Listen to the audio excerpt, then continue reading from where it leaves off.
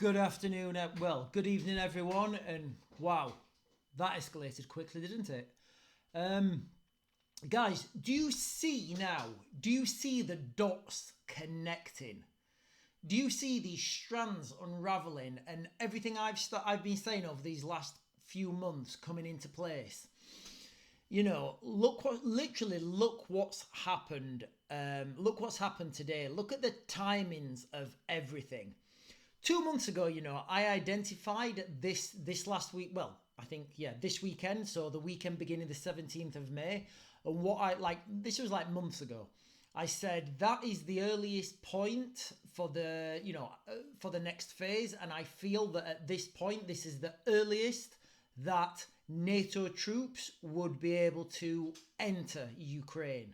Now, what I said, that prediction, what's actually happened is far more, it's a lot bigger than what I actually thought. And these things have escalated a lot quicker than I thought. So since I said that like 2 months ago, President Macron in France, he's come out and he said that he will give he will put French troops on the ground in Ukraine if he's asked by Zelensky. He said that, he's come out in public and he's done that. So that's pretty much a done deal. The only question is now, when is Zelensky going to ask for those troops? President Macron, he says that a preface for this would be the front line collapsing in Ukraine. Well, you know what, guys? There's an argument that could have already happened. But anyway, we've got the assassination attempt in, what was it? Is it Slovakia? Slovakia, I think. Yeah, Slovakia. You've got Russia opening up a new avenue, a second front in Ukraine. You've got the conscription that started in Ukraine that was really, really controversial. You've got the Iranian president on the weekend I said it would happen, killed. Now, depends how deep you want to go into this, guys, but there's some people who could say that this is part of biblical scripture and this could usher in the Antichrist. I don't know what you guys think about it. I didn't really think I was somebody who take heed of these sort of things, and I'd always put my stock where tank movements are, where people are, the weather, real things you can rely on. But the reality is, guys, these things are happening right in front of our eyes. One of the other things that's come out as well from this Andrew Bridgen interview, and again, guys, this Andrew Bridgen interview, I keep going back to it because so many things are hinging from it, and there's a lot of things that I can't say because, first of all, I've still got friends, really good friends who are serving in the military, and I wouldn't want to put anybody's life in jeopardy. Once things are out in the open, I'm happy to repeat what other people have said and emphasize them. So this guy, Andrew Bridgen, he was holding a lot back in his interview, you could tell, but he knows what he's talking about. And one of the things he said Russia knows that the Brits are using British weapons in Ukraine to attack Russians. Guys, that in itself is an act of war. The Russians already know that they're at war with Britain. There's as far as the Russians are concerned, there's no denying it. So that's the reality of this morning, right, guys? That was this morning, all right? Then what happened? What happened? It was like 5 o'clock or something. 5 o'clock, Rishi Sunak comes out and he says, hey, do you know what? There's going to be a general election. Well, guess what? From yesterday's video, and I think the video before, we already identified on this channel that Rishi Sunak does not want to be a wartime leader. So, guys, these things just fit perfectly. These dots, we're just lining them up perfectly, and we're looking at these timings now. And these timings are becoming, they're becoming clear. So, what did we say yesterday or the day before? We said that war would be announced July, August, or a little bit later. Well, the election, 4th of July, it's looking highly, highly, highly unlikely that Rishi Sunak is not going to be a wartime leader, as he did, as he said he doesn't want to be. So that puts in charge, potentially Keir Starmer. And guys, you know, this is absolutely terrifying. I mean, I've already said he looks like a senior car salesman who's only the senior car salesman because they've been there the longest, not got sacked because they're that boring, and not being able to find another job because he's not good. That is the reality of the situation. And he's going to have to now be a wartime leader moving into, moving into these negotiations with, world leaders. He's not going to have a chance negotiate. Can you imagine Keir Starmer trying to negotiate with Putin? Jeez, I mean, they should make a talk show out of that. It's like a little comedy skit. Anyway, guys, I shouldn't laugh. So there are the timings, okay, when we're, when we're looking like this hot war is going to be announced. You know, it's all going to come official around about August time, maybe early September. That's your time frame. Also, what happened today, guys? All right, I don't know why they've condensed all these things into one packet, because these things, we can't take these incidents as separate. We've got to take them as, as one movement moving together, rather than coincidence leading to serendipity. You know, all these things are, they're planned, they're happening, and we're just watching it in real time. So today the government released its emergency crisis preparedness list. I'll put a link to the government site on the description below.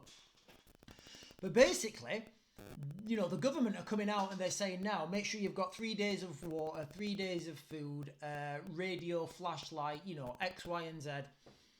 I've been saying this for months, guys. If you've been following this channel or our other channels, I've been drilling this home, guys. Remember, 3 litres of water per person per day. Trying to get people not so much to be prepared, just to be aware that this is coming, because people will get themselves prepared once they believe it's coming. And, I've said this before, and again, I think I'm going to slightly tangent here. When I was watching this Andrew Bridgen interview, you can tell he knows what he's talking about. He's not searching his brain for his answers. He's being asked questions and he's giving the answers straight away. When I can tell he's holding something back, he's slowing his speech, and it's what he's holding back, the information he's holding back is fair and it's proper to hold back. So he did well on that, and I trust him. But the reason we started this channel basically is because I'm watching people on mainstream media and they do not have a clue what they're talking about, and there's nobody with any credibility, certainly in the UK, who's just telling normal people what's coming and what to do to get themselves in the best situation. I don't want to use this word preparation, but just be ready. Just accept it's coming and just be ready. Get yourself ready and try try to mitigate whatever risks you and your family, or you and whoever's close to you, see coming as best you can. So again, I'll give you the anecdote, and the reason why we go live on a Saturday is so you guys can ask me questions in real time. That way, I'm not scripted. That I know what I'm talking about, because I'm not. Oh yeah, hang on. Let me just Google the answer, and then I give you a PC woke mainstream answer that doesn't really tell you anything. If you guys ask me a question, I'll give you the answer straight away in real time. That's how you know that I know what I'm talking about, because I can converse with people in real time. I don't need to look at notes. I don't need to, go away. That's a lie, guys. Sometimes I need to look at notes because I've started to script these videos rather than just coming on here. But you know what I mean, guys. When somebody asks you a question, if you know the answer, you'll say it straight away. If you don't know the answer, you'll flim-flam around it, go away, look it up, and come back with something that's not really relevant. But anyway, sorry.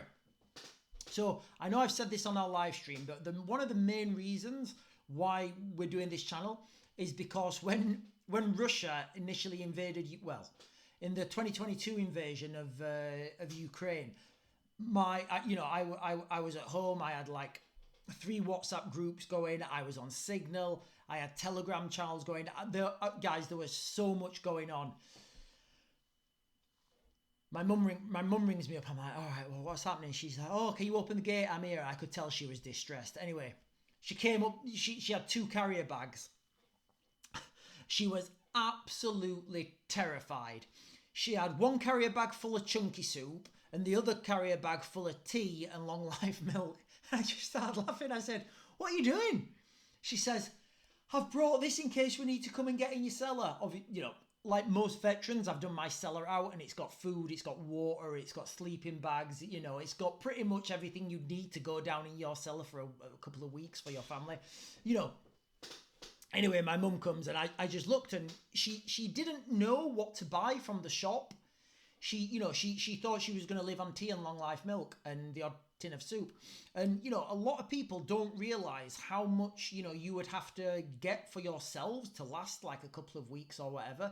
So this is kind of why we started these channels, to raise awareness and to help people get themselves ready and to help people so they're, you know, just so they understand what's coming. Because guys, honestly, there is no going back now from what we've seen, from these timings. You guys tell me if you think there's any way of going back from what you've seen just on my channel. And I know we've not really got that many on here. I think we got hit 1,200 like a couple of days, like today or something. But you know, from our other channel, we've got a lot more, and we're doing a lot more. I'm trying to get on podcasts, you know, to raise this awareness. But these things happen naturally, you know. So I'm not going to push anything. So if people think now that I've shown you these breadcrumbs, certainly on this channel, and I've shown you what's going to happen, and these things are happening as I said they would, guys. If we're in any illusion now that this war is not coming, please tell me what mechanism can avoid this conflict, because I see no mechanism to avoid this conflict. And again, guys, you know, when we go look at our, you know, some of our early videos before we kind of changed tack, you know, I wanted to talk about all sorts of stuff, and I didn't want to focus these channels on predominantly war channels and fear. But you know, the reality is, if you're a boxer, the only punch that knocks you out is the punch you don't see. So as long as we see these punches coming, we can roll with the punches, and we can stay on our feet. So what did I say then? I said, like in, I think December, I said, February, guys, we're going to see the next part of this, whatever this is we're living through, guys, because it is wild. You know, whatever, I mean, look at the things that just happened in like the last week, you know, assassination attempts. We had the Iranian president helicopter going down. We had Russia opening up a new front. We had the conscription in Ukraine. Guys, there's so much more I've not even touched. I can't even think of, you know, all this sort of stuff literally happened in the last 7 days, and then we've got a new election in the UK. So anyway, so back in, I think, December, I said, right, guys, February, we're going to see this. And people are saying, oh, Sean, you said the world was... I didn't. I said you're going to see the footsteps. And we did.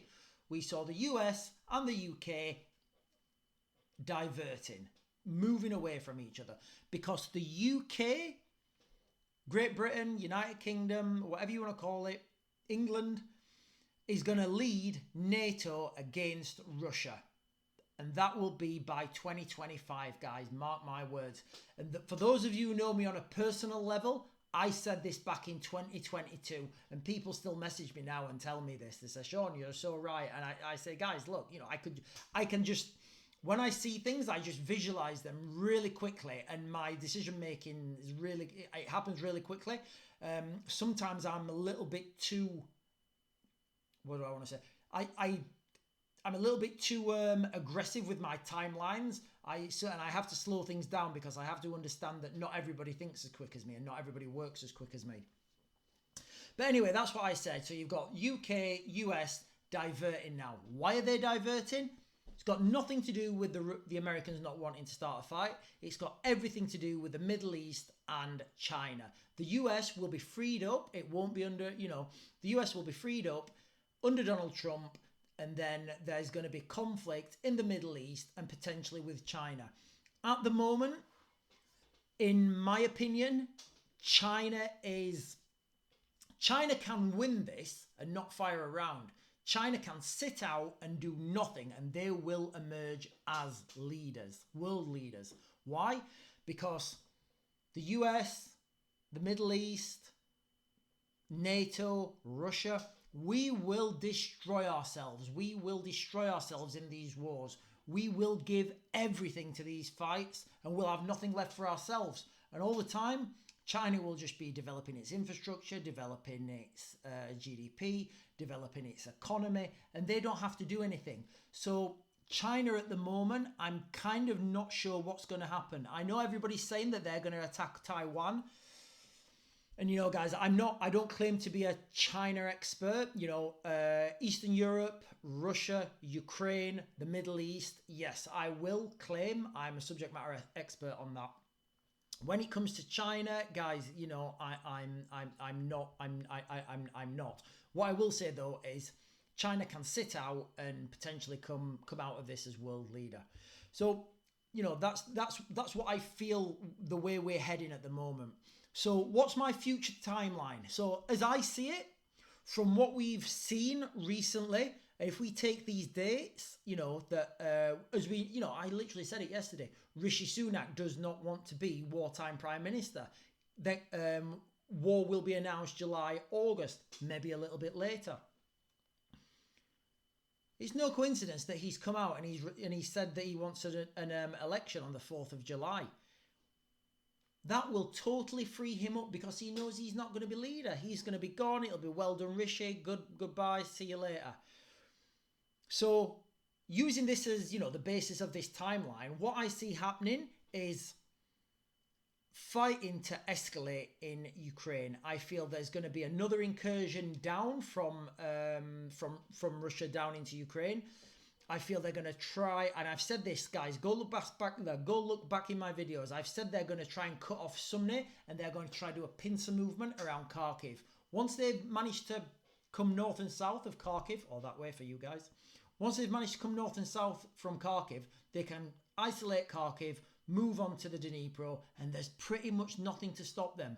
Yes, there's fortified villages, there's fortified towns, but you don't need to waste your troops on them. All you need to do is move past them, because between these fortified towns, there's nothing. So the Russians can just push straight past them. The only physical barrier to stop Russia continuing through to, I guess, Poland is the River Dnipro. And guys, you know, for those of you who are ex-military, you'll remember your, you know, your instructor shouting, "Let the ground dictate your movements." And you have to. The ground will dictate your movements. So geography kind of matters. You know, you can't cross a huge river if there's no bridges. You know, it's the reality. Those tanks are made of steel. They'll sink. So that's the reality. What's going to happen, guys? All right. So once this happens, I feel there's going to be a pincer movement around Kharkiv. The Russians will push forwards, potentially to the Dnipro. They may not. I don't know. I feel they will. I feel there's no reason not to go up to the River Dnipro. There may be a different situation on the ground. I don't know. There may be logistical issues. We don't know. Remember, Putin's been very... What's the word I want to look for? He was very embarrassed with his initial invasion of Ukraine. But the Russians always start wars bad. But guess what? They just keep going. They really do, guys. And the Russians can put... The vastness of Russia, it's just huge. So once the Russians have potentially pincered Kharkiv, maybe even encircled it, maybe even got to the Dnipro. But at some time this year, round about that time, guys, so remember what we said. July, August at the earliest, maybe September. You know, so Zelensky is going to have to ask for reinforcements. What's he going to do? Not ask for reinforcements and let his country fall? No, absolutely not. And who's he going to ask? He's going to ask the person he knows will send the troops. So he's going to ask Macron. And then when Macron brings his troops in, NATO troops, you know, that's just going to open the floodgate then for everybody else to go through. Now, initially, these troops they'll push up to the Dnipro, up to the northern border, maybe a little bit in Transnistria, but they'll basically be relief in place. So they'll give the Ukrainians then the ability to push forwards, to push the Ukrainian troops forwards. At the back, the French, although I kind of don't put that much stock in the French infantry, But we'll go with it anyway. We'll just go with it. I'd say these will be back once the French troops go in. I'd say British, American, Canadian, Australian troops will be in, and they will be doing training and mentoring. So what do we mean by training and mentoring? Well, there is no way that you can train a full military in the time that the Ukrainians have. In this time bracket that we've got now, there's just no time. So what they're going to have to do is they're going to have to train for unconventional warfare. Yeah, we're going to have to do unconventional warfare. In the sense, I think they'll have to do a new term for it because it's not unconventional warfare. It's kind of rushed warfare. But it will be training and mentoring. So basically, the initial training mission will be to train for task-specific missions. So, okay, right, I'm going to give you these 30 guys, train them to go and, take that train station. Okay, you train those 30 guys just for that train, to take that train station. Or whatever, it doesn't matter. And then you keep doing that per, specific missions. Now, that's initially. Then what you can do is send mentors out with them. So instead of sending 8 Ukrainian soldiers, you would send 7 Ukrainian soldiers and 1 NATO mentor, or maybe 8 Ukrainian soldiers and 1 NATO mentor, and they would just be there as an advisor, whatever whatever you think advising means. But they would be armed and they would have weapons, but that would obviously be for self-defense and what have you. But that's how I see this going, guys. All right, and then obviously from that you will get mission creep, and before we know it, things will escalate into a stage where Russia has to strike targets outside of Ukraine. Now, we've already mentioned some of the from the interview, we've already mentioned some of the ways that this could happen. First of all, what people don't understand is, when you give these weapons, it's not like giving a pen. They're sophisticated. The weapon systems themselves. We'll use the F-16 because I've spoke about it before.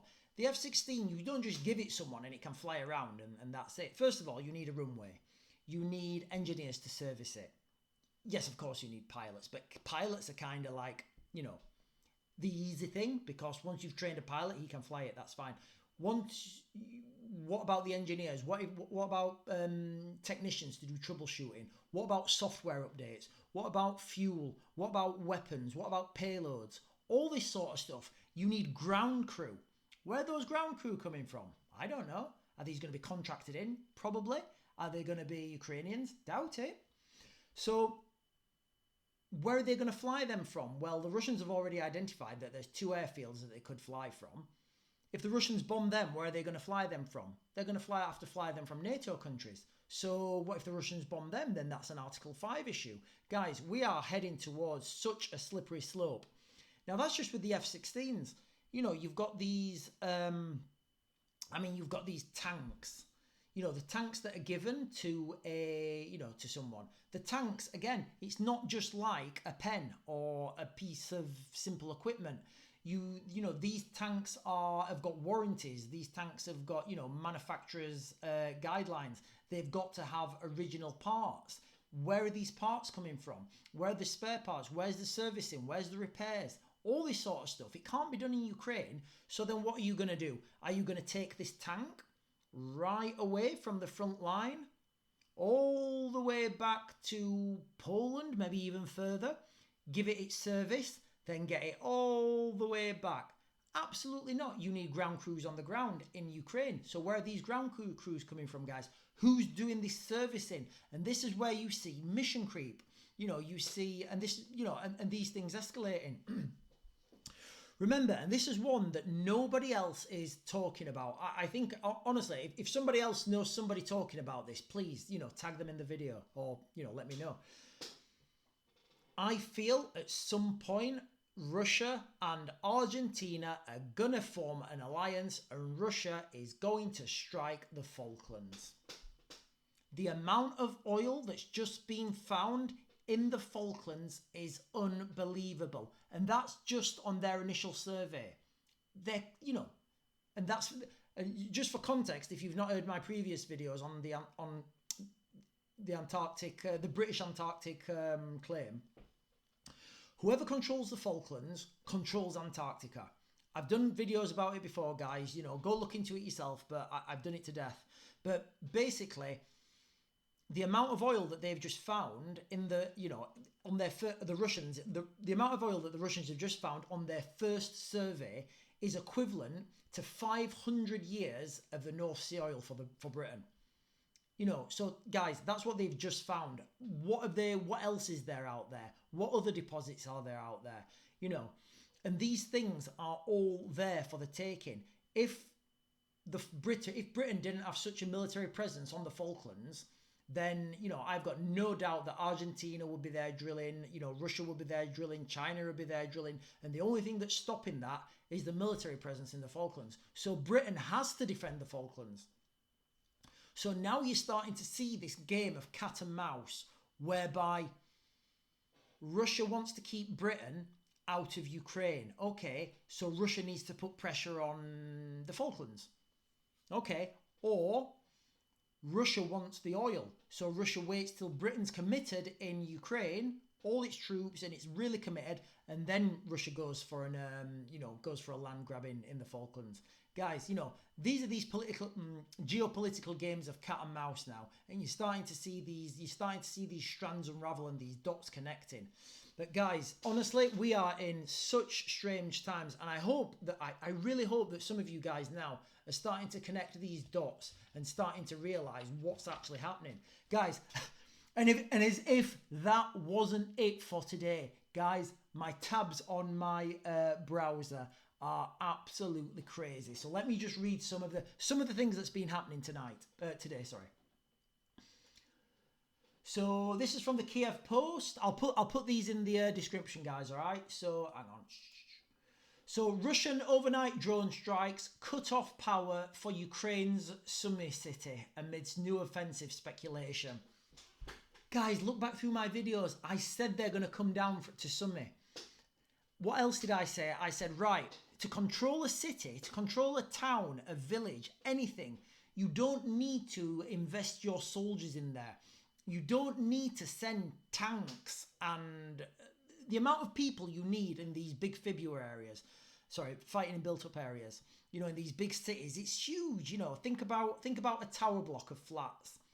To go through that tower block of flats and clear it, you need to go floor by floor. So first of all, if you start at the bottom floor, the guys will just run upstairs and they will fight till the death. So you have to go in from the top. Anyway, guys, that's slightly off topic, but layman's terms, to clear that bottom floor, you have to have somebody in each room. You have to clear each room, then have somebody in each room before you can claim that floor is clear. Then once that floor is clear, you have to have somebody stood on each entry point, and then the team can go on to the next floor, and then the next floor. And you see how many men this takes up, these tower blocks. Then you've got underground systems. You've got parking lots. You know, you've got these big concrete structures that you just can't get into. So it makes no sense to send your troops into these bigger areas. It makes no sense to invest your military into these areas when, you know, what the Russians have learned from trying to attack Kiev, it's not worth it. So what you would do is you would cut it off and turn their utilities off. So look what's happening now, guys. And I've said this many times on my previous videos. So this is what you're seeing happening now in Sumy. And I said Sumy's going to be the next one to fall. The Russians have cut off their electricity. So what are they going to do next? They're probably going to, once the electricity is gone, cut off their power, then you move in. So this attack on Sumy, it could be as early as tonight. We don't know. But what you can do to control the city, to control the people, is just cut off their utilities. Say, right, listen, you lot, behave. We'll give you your electricity back. We'll give you your running water back. Guess what? All of a sudden, you get your guys behaving. Yes, of course, you're still going to get a few hardliners, you know, that want to run around and ruin it. But from those hardliners, the other people, you know, the mums, the dads, the girlfriends, the kids, they're like, Daddy, stop doing that. We want our electricity back on. We want our water back on. And they're like, oh, right, okay, fair enough. And that's the reality of the situation, guys. All right, I've been in these places. I know how they work. So that's from the Kiev Post. What else have we got? Guys, let me know if the sound's okay, because I know there's been problems with the sound. I've got a new mic on the way. World War III fears explode as drive to deploy NATO troops in Ukraine clearly building momentum. A spokesperson for Emmanuel Macron's party revealed that the push to put NATO boots on the ground is becoming more popular in Europe.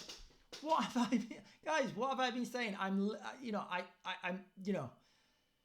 just listen to my videos, guys. Take it on board if you want. If you don't, and you think I'm making this up, go check my other videos and make your own mind up, guys. All right. Yeah, I'll put this in the link in the description as well. But, momentum's growing for NATO troops on the ground in Ukraine. And you'll see this build up. Look into those dates. Remember those dates? What do we say? July, August, September. Here's one that I think is a little bit ironic. Grant Shapps warns lethal equipment being flown from China to Russia in Ukraine. Now, guys, I'm British. I'm British, I'm Team GB all the way. What I will say is, if you're in a war with your adversary, you can't really complain what they're doing. It's kind of like, it just is what it is. Russia and China are allies. Of course they're going to give each other weapons. It's just one of those things. But, I just think it's ironic that, our politicians are coming out. We've got Grant Shapps saying, China's sending lethal aid to Russia. And then in the same sense, you've got David Cameron saying that he thinks it's okay that the Ukrainians can use British weapons to fire into Russia. Now we know the subcontext of that, though, of what David Cameron said. What he really said is, I'm going to let my guys use our weapons to fire into Russia. That's just a subtext, guys. That's a subtext that I'm getting anyway. What else have we got, guys? Final one. How long have I been going? 31 minutes. Yeah, and then we've got the government advisors, household preparedness, prepare national crisis emergency kit. Why don't they just say what it is? Emergency war kit. Why don't they just say it like it is? I don't know, guys. I think if anybody's not thinking that we're heading to this third world war now, I think they're delusional. I remember when I first had a meeting with Reform. I can't remember when it was. I said, guys, we're literally heading to the World War III. We're going to be fighting with the Russians in like 2025. And they were like, Sean, that's not going to happen. No, that's ridiculous. I was like, okay. And now they're coming to me, asking me questions. I'm like, oh, guys, I've got my online family that I need to keep prepared. You guys take a second seat now. But anyway, guys, that is it. I think I'm going to wrap up there because I've been going too long. And I know you guys want longer videos. I've kind of structured this a little bit better, I think. Let me know how it went with the structure. I know when I get on these, I waffle one thing to the next thing because I've got so much information I want to get out. And I know I do try and throw it out there. Just remember, guys, all right, the cost of everything from today is going to go up. Look at these, these prepping lists. Now, you're going to get every man and his dog wanting to go out there. Remember, like a couple of years ago when everybody wanted toilet paper? Remember the Karens. Can you remember the Karens? You're going to get a mass influx of Karens who have overnight become the world's leading expert on non-perishable foods. You're going to get them and you're going to see them. It's just the reality of the things, guys, all right? Try not to give them too much flack. Yeah, the shipping, guys. We've already seen the shipping, the cost of shipping, that's drastically increased because of what's going on in the Middle East. Diesel is going to come a huge, the price of diesel is going to either get cut totally or it's going to be massively overpriced because the military run on diesel, all haulage run on diesel, all ships run on diesel, what was that? All ship nuking Venus. Do you want me to go into space, guys, now? Because no, that's a different story. Guys, just get ready now, all right? I'm going to try and do a video tomorrow just out in the store, shopping, buying normal things, telling you guys how much it costs, because there's a lot of shops out there and, you know, they're selling these freeze-dried foods and it's really expensive. And the reality is, guys, you know, everybody thinks that they're going to get this bug-out bag and they're going to go and they're going to be fine living in the wilderness. No, take that idea out of your mind. The amount of stuff you would need to carry on your backpack, not just for you, for your family, you know, it's unbelievable. So you need to keep this in your house. And if you're in the UK, you need to have a bug-in plan. Yes, of course, if you live in a vulnerable place, near a military base, near a port, near an airport, you know, near anything of strategic value, yeah, you need to kind of try and think about getting out of there. But yeah, we're going to try and do a video tomorrow on that. What we buy, how much it costs, because a lot of this stuff is still relatively cheap. But like I said, the price is going up. And guys, if you don't believe me, you will do at some point. But if nothing else, get yourself some water. And that is it for me. And I'll see you guys tomorrow.